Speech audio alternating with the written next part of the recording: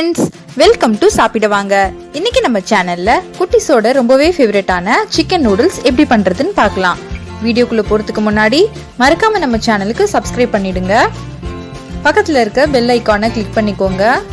அதுல ஆல்ங்கிற ஆப்ஷனை செலக்ட் பண்ணிக்கோங்க. வாங்க வீடியோக்குள்ள போகலாம். இன்னைக்கு நான் 2 சின்ன பாக்கெட் நூடுல்ஸ் எடுத்திருக்கேன். முதல்ல தண்ணியை நல்லா கொதிக்க வச்சுட்டு அதுல 2 ஸ்பூன் எண்ணெய் ஊத்திக்கோங்க. தண்ணி நல்லா கொதிச்சதும் நம்ம எடுத்து வச்சிருக்க நூடுல்ஸ் அதுல போட்டு இந்த மாதிரி நல்லா வேக வச்சு எடுத்துக்கோங்க.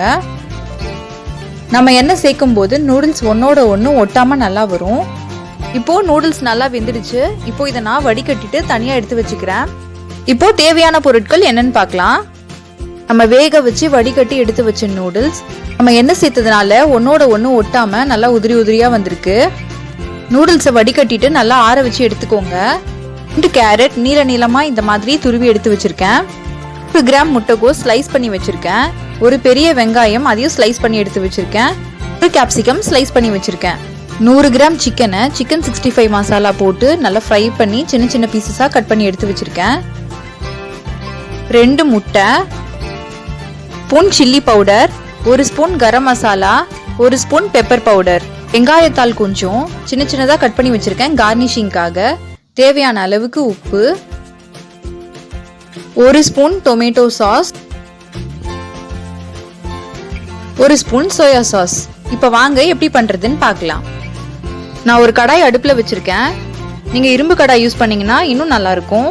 2 டீஸ்பூன் எண்ணெய் சேர்த்துக்கிறேன். இப்போ எண்ணெய் சூடானதுக்கு அப்புறமா நம்ம எடுத்து வச்சிருக்க 2 முட்டையை இதுல ஊத்திக்கலாம். முட்டையை சேர்த்துட்டு நல்லா கலந்து விட்டுடுங்க. நம்ம நூடுல்ஸ்ல முட்டையை சேர்க்க போறதுனால கொஞ்சம் பெரிய பெரிய துண்டுகளா இருந்தா நல்லா இருக்கும். அதனால கொஞ்ச நேரம் விட்டு விட்டு கிண்டி விடுங்க. அப்போ பெரிய துண்டுகளா நமக்கு கிடைக்கும். இப்போ முட்டைக்கு தேவையான அளவு உப்பு நம்ம சேர்த்துக்கலாம். உப்பு சேர்த்துட்டு நல்லா கிண்டி விட்டுக்கோங்க. இப்போ இதை நம்ம தனியா எடுத்து வச்சிடலாம். இப்போ அதே கடாயை அடுப்புல வச்சிருக்கேன். 4 ஸ்பூன் எண்ணெய் சேர்த்துக்கிறேன். எண்ணெய் சூடானதும் நம்ம துருவி வச்சிருக்க பூண்டு இதுல சேர்த்துக்கலாம்.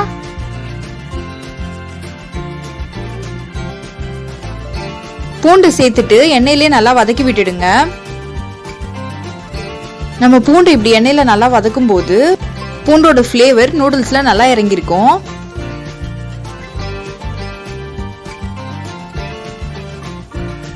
பாருங்க, இந்த அளவுக்கு நல்லா வதங்கினதுக்கு அப்புறமா நம்ம எடுத்து வச்சிருக்க வெங்காயத்தை சேர்த்துக்கலாம். வெங்காயத்தை சேர்த்துட்டு நல்லா வதக்கி விட்டுடுங்க. வெங்காயம் நிறைய குக் ஆகணும்ன்ற அவசியம் கிடையாது. ஹாஃப் குக் ஆனா போதும்.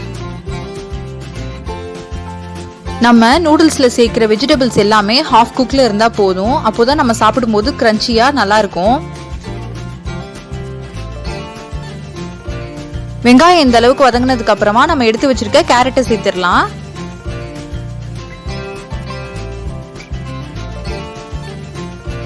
கேரட்டை சேர்த்துட்டு நல்லா இந்த மாதிரி வதக்கி விட்டுக்கலாம். நம்ம கேரட்டை ரொம்ப நேரம் வதக்கினோம்னா அதோட கிரன்ச்சினஸ் போயிடும். அதனால கொஞ்ச நேரம் வதக்கிக்கோங்க. இந்த அளவுக்கு வதக்கிக்கோங்க. இப்போ நம்ம எடுத்து வச்சிருக்க முட்டைகோஸ் ஆட் பண்ணிக்கலாம்.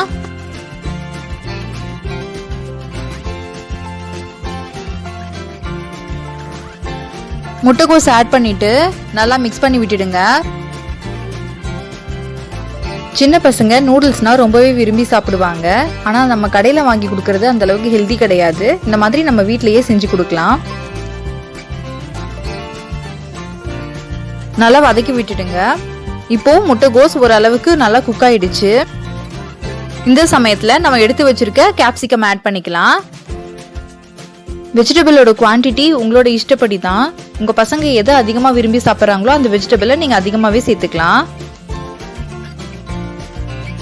இப்போ கேப்சிகமை நல்லா நம்ம வதக்கி விட்டுறலாம். வெஜிடபிள்ஸோட சேர்ந்து நல்லா ஒண்ணா வர மாதிரி நம்ம மிக்ஸ் பண்ணி விட்டுக்கலாம்.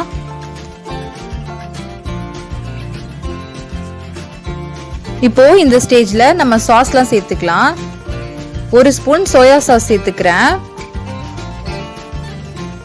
1 ஸ்பூன் சில்லி சாஸ் சேர்த்துக்கிறேன். சேர்த்துட்டு நல்லா கலந்து விட்டுடுங்க. நீங்க காரம் நல்லா சாப்பிடுவீங்கன்னா இன்னொரு 1/2 ஸ்பூன் சில்லி சாஸ் சேர்த்துக்கோங்க. சோயா சாஸ், சில்லி சாஸ் சேர்த்ததுக்கு அப்புறமா டேங்கி ஃப்ளேவருக்காக கொஞ்சமா ஒரு 1/2 ஸ்பூன் நம்ம டொமேட்டோ சாஸ் இதுல சேர்த்துக்கலாம். டொமேட்டோ சாஸ் சேர்த்துட்டு எல்லாத்தையும் நல்லா கலந்து விட்டுடுங்க.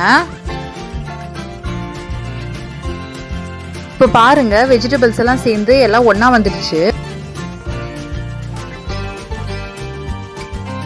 இந்த ஸ்டேஜ்ல நம்ம 1 ஸ்பூன் சில்லி பவுடர் ஆட் பண்ணிக்கலாம்.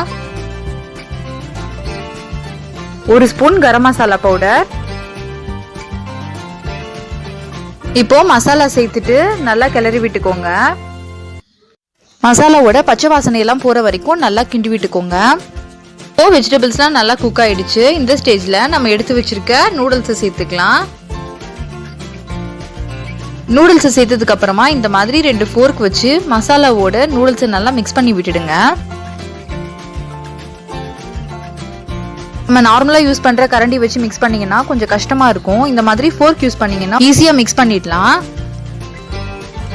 பாருங்க, இப்போ எல்லாத்தையும் நல்லா மிக்ஸ் பண்ணியாச்சு. இப்போ நம்ம எடுத்து வச்சிருக்க சிக்கன் பீசஸ் இதுல ஆட் பண்ணிக்கலாம். உங்களுக்கு சிக்கன் ரொம்ப பிடிக்கும்னா இன்னும் கூட அதிகமா நீங்க சேர்த்துக்கலாம். சிக்கன் சேர்த்தாச்சு. இப்போ ஏற்கனவே நம்ம செஞ்சு வச்சோம் இல்லையா முட்டை, அந்த முட்டையை நம்ம இதுல ஆட் பண்ணிக்கலாம். முட்டையை சேர்த்துட்டு பொறுமையா இதே மாதிரி ஃபோர்க் வச்சு கிண்டி விட்டுடுங்க. எல்லா பக்கமும் முட்டையும் சிக்கனும் மிக்ஸ் ஆகுற மாதிரி கிண்டி விட்டுடுங்க. இப்போ கடைசியா நம்ம எடுத்து வச்சிருக்க பெப்பர் பவுடரை ஆட் பண்ணிக்கலாம். பெப்பர் சேர்த்துட்டு எல்லாத்தையும் நல்லா கலந்து விட்டுடுங்க.